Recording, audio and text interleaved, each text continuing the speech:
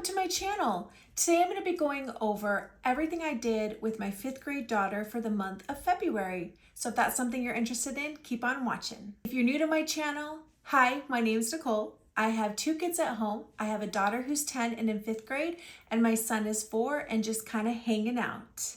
I feel like every time I'm about to do a monthly update, I'm always like, do I have enough? And I always have enough. So let's get started because I honestly have a lot more than I thought I did.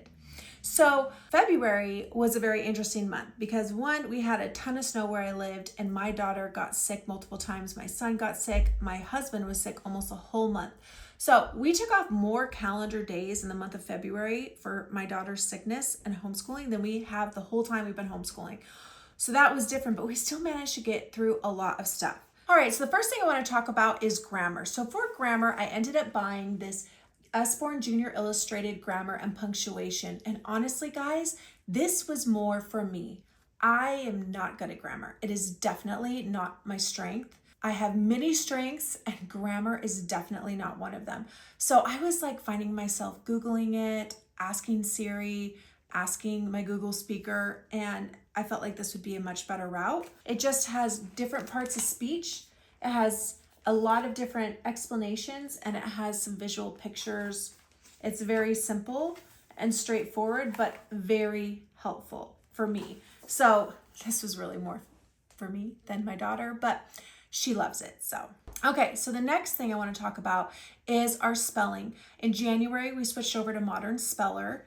And this has been such a great change. I think I mentioned before we were using Spelling UC. We had finished the first half of level F. The problem I was having is it was too much writing that was causing my daughter fatigue, so she didn't want to write in any other subjects, but the words weren't complex enough for the amount of words that she was writing. Here you have shorter paragraphs with complex words. So we're really liking it. And another thing that's really nice about it, so see here, they're shorter paragraphs, but they have a lot of different words. They break them down for the child. And at the end of their section, they'll have a list of spelling words for you to go over with your child that they kind of wanted you to focus on. However, a lot of these are quotes and different sayings that my daughter doesn't quite understand. And there's a lot of words in here that she's not very familiar with. So a lot of times, not only are we doing the copy work and the dictation, but we're also breaking down and figuring out what these quotes and poems are saying. So that's been a really nice addition. All right, so we also finished up Roll of Thunder, Hear My Cry. Oh my gosh, you guys, so many things to say. In my last video, I talked about the guides that I used for it.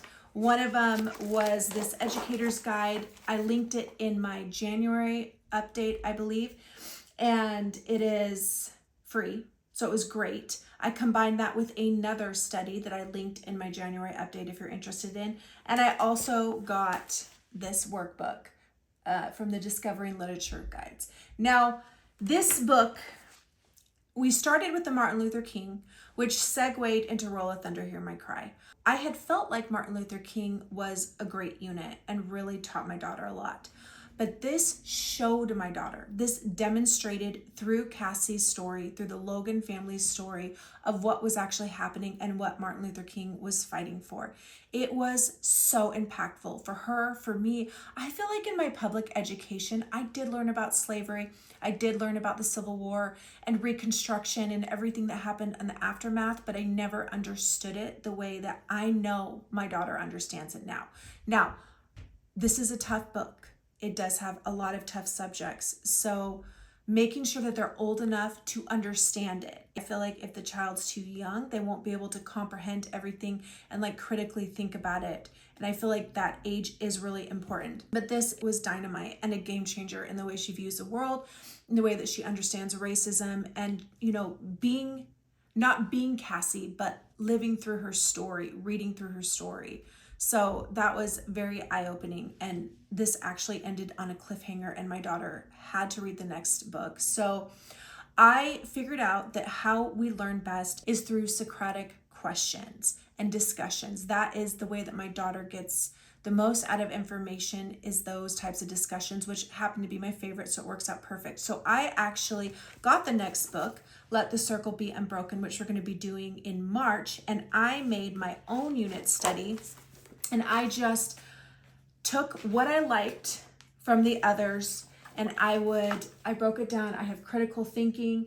I have a video for each chapter that goes over a history point. I also have an ELA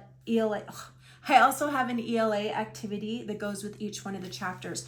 And something else that was really helpful is in the beginning, I go over all the historical topics that are in this book so she understands. So like we're going to be talking about the legal system and racism, lynching and the KKK, voting suppression of Black citizens, land ownership and economic oppression, segregation in education, and the role of Black community. That's what I really liked about Roll of Thunder, Hear My Cry, is we went over sharecropping, the Great Depression, Reconstruction, the Great Migration, and Jim Crow laws. So she was familiar with that as we were reading, and then going over these historical topics before we begin and while we're reading this will help her fully understand it. So I really like taking it to that level. And in these questions and the activities, we're going to be focusing on character building and strengths and the things that I really liked in the MOSDOS, because MOSDOS has been paused. We didn't do it for the month of February at all because we were doing this literature study.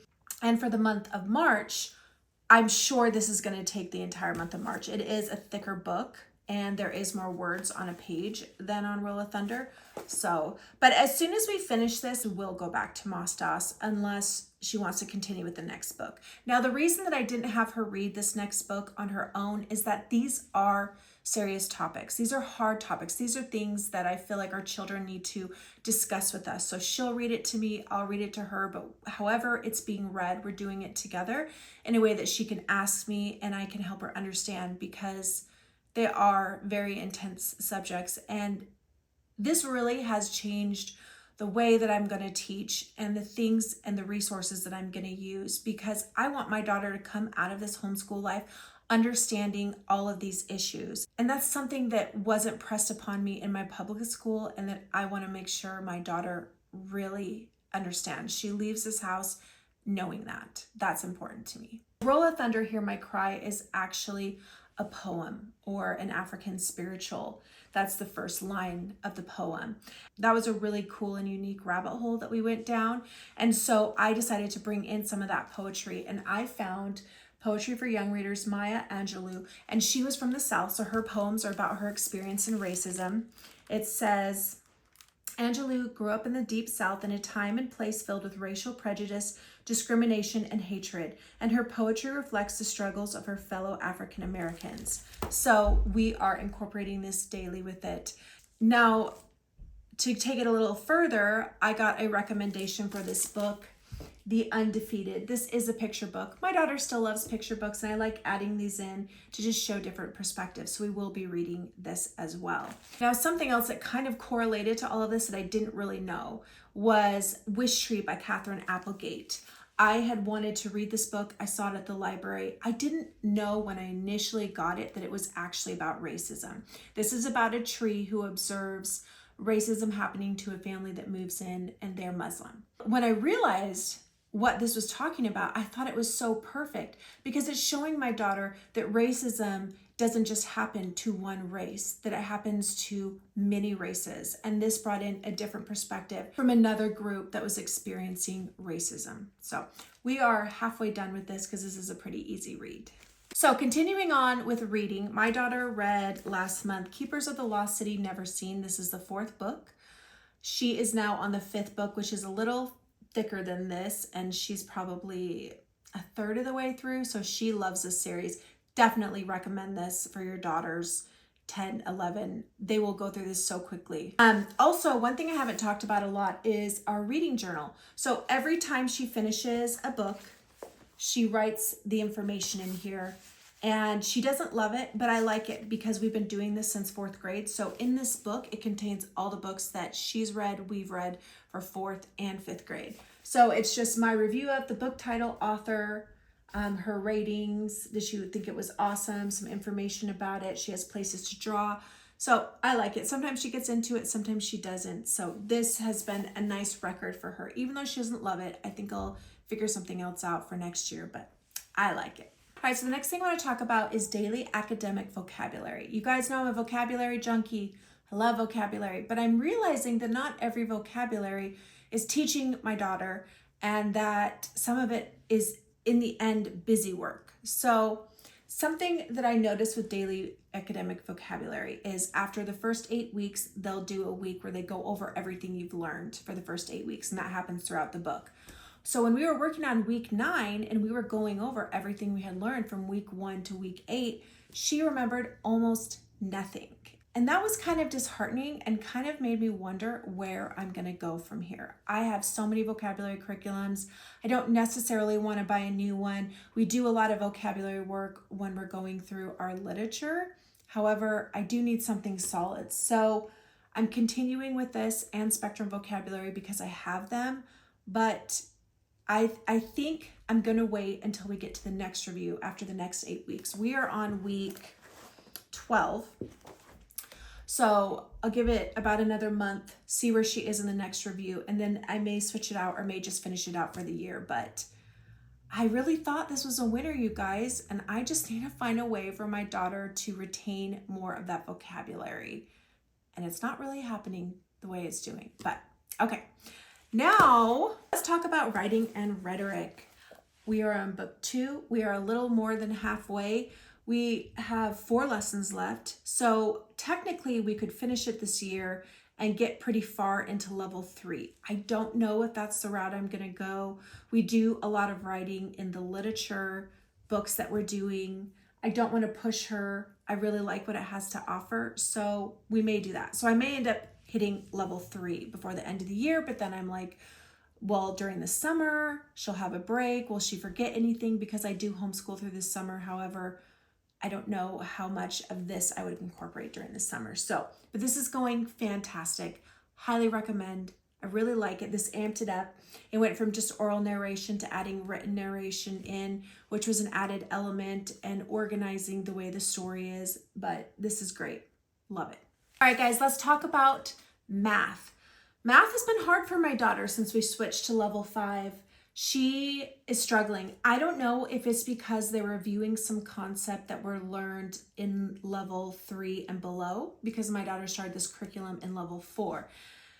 I don't know if that's a problem, that they're reviewing things and way to do things that she's not familiar with, or if it's just getting a little more difficult. We got into dividing 4 digits by 2 digits. That was a little hard, but I don't know if it's because the videos are now longer. They're now at about 20 minutes, I would say, on average. I don't know if it's because 5th grade changed teachers and she learned better from the 4th grade teacher. I don't know if it's just because when math gets hard, she kind of puts her head in the sand and doesn't want to focus. But whatever it is, we are struggling a little bit. She's getting through it. It's just taking a little bit longer. So one thing that has really helped with her math is her multiplication facts, because this curriculum I showed you guys in my last update, I think, mastering times tables, has been so awesome. She does this every day and she does not fight it. She's only gotten through the 3s and 4s and is on the 5s because they take a little over 2 weeks to go through each one because they're slowly incorporating, but it's awesome, you guys, awesome. This has been fantastic. I also incorporated this bingo game. It's for multiplication and division. So we're big gamers, so she loves this, and this has really helped. I'm going to start bringing in more of the division. We've been focusing on the multiplication, but this has also really helped her because she's not even thinking of it as math. She's just trying to win and getting the answers as quick as possible. So this one has definitely been helping. All right, let's go into geography. Geography is so much fun, you guys. I love that I have figured out how my daughter likes to learn, and I've set it all up so we have a great time. We love it. It's like one of our favorite things that we do. We've done so much fun stuff. Like we just did an experiment on blubber and how polar animals stay warm. We used Crisco, which was disgusting, cotton balls, and just a glove. And I got a huge icy bucket, and she put her hand in with the balls and just a plain glove. And then she did the same thing with the Crisco and was able to keep her hand in with the Crisco, which is supposed to represent blubber, for so much longer. It was super fun. She loved that. Another thing that we did that she really loved was this pastel art with polar bears that she cut out and made this image. That was a lot of fun. And one more thing for geography that I added was what the world eats. So I saw this recommendation from, I don't even remember where, but this book is awesome. I'm gonna buy it. This is a library copy. What it does is this shows pictures of every country. It shows their grocery stores. It shows their houses with all their food they get for the week. It shows, let me show you their market. It shows their market. It shows the cities that they live in. It shows how they're eating it, how they're making it. And it does like all over the world. So I like because this brings in pictures of the food that they're eating, the markets they're shopping at, the insides of their home. Some of these people live outside, and it shows how they're getting their food. There's so many valuable pictures all throughout this book. I absolutely love it, like all over. So I'm definitely gonna buy this one. Hopefully, I didn't even look to see if it's for sale. It's just, look, like these guys live outside, you know? So it's so cool. And I have gotten a lot of books from the library about food to try and incorporate that in. And this is by far the best one because it also shows insides of their homes and their markets and cities and stuff like that. So this was an awesome addition. All right, guys, let's talk about science. My daughter is obsessed with the science unit. It is her favorite. She loves birds. So we're doing the Good and the Beautiful bird unit. I did add a lot of things and I did recently put out a video on it, but my daughter has loved this How to Draw Birds book. She has drawn so many birds in her sketchbook. If I could find her sketchbook, I would show you guys, but she has loved it. This bird watching notebook has also been such a great addition, you guys. It has bird study in here that she's really liked. She's already done the national bird and our state bird. We've gone bird watching and she just loves it. So this bird watching isn't required for the unit, but it's definitely essential. And then this book we got, the songbird study, my daughter loves this. She is obsessed with it. We read several pages every day, even if we're not doing science. Like, she just loves the pictures of these birds and she retains so much of this information. It has just been so cool to see how much she loves this unit. And she literally begs to do it every single day, which is why we're probably going to be done with science at least a month early and have no science, and I'm totally fine with that. All right, so the next thing I want to talk about is mental health. We've been doing Hey Girl. This is a mindful coming of age journal for girls. This is awesome. We're 2/3 of the way through and she has marked this place where it has you keep track of your period, the symptoms, how heavy it is, when you start. She really likes that about this. It just has like some questions, different reading. We do this every day and she really, really likes this. So something I found at the library that I thought would be perfect for her because she's currently in this phase where she's very easily embarrassed. She goes to an outdoor school with boys and girls and often gets embarrassed. She does have a group of close girlfriends, but she still gets embarrassed. So when I saw this, I thought it was perfect. So embarrassing, awkward moments and how to get through them. Did anyone see me do that? Everyone saw me do that. I'll just wear this forever. And this is a graphic novel and it's definitely in her age group. So I'm gonna let her read this on her own because the last thing she needs to read is about getting embarrassed when her mom embarrasses her in public a lot, which I have been told. I don't know how, but you know, this season. So the next thing I got from the library that I thought was fantastic for mental health is by DK, Shy and Mighty, Your Shyness is Your Superpower. So my daughter is shy, which is crazy because she is not shy at home, guys, not even close. But around other people, she does get shy, and she has voiced to me that it does hinder how close she can get to her friends because there's a lot of times that she wants to say something and she just doesn't feel confident enough to do it. So this is fantastic. It goes through so many things, and I want to read it with her rather than just giving it to her because I want us to be able to discuss things. It goes over how many people are shy, why they're shy, the levels of shyness, what it does to our brains, what it does to our body, changing, how to feel safe, how to kind of break through that shell. And so this is something that I want to work with her. I mean, look at this contents, guys. That's like tons of stuff to go through. So it has a lot of cool visuals as you would expect from a DK book. So I'm probably going to buy this so she can go back and read it. She constantly reads, especially the mental health books, but so many other books. She's always pulling them off the shelves. So I'll definitely be purchasing this. And the last thing I want to talk about, which is probably my favorite, is something else I got from the library. It's a logic book, really, really big questions about life, the universe, and everything. So I am doing logic next year, and I've kind of figured out what I'm going to do, but I feel like this is a great segue into what we're going to be doing next year. These are questions with just a little bit of pictures and words. It's not that much. So let me show you some. Here's a fun one. What is it like to be a bat? So you have illustrations and just a little bit of writing. You have, what does my brain do? Is my mind my brain? Then we have, could a robot think? Then you have something like, what makes stealing wrong? How important is happiness? How can I tell right from wrong?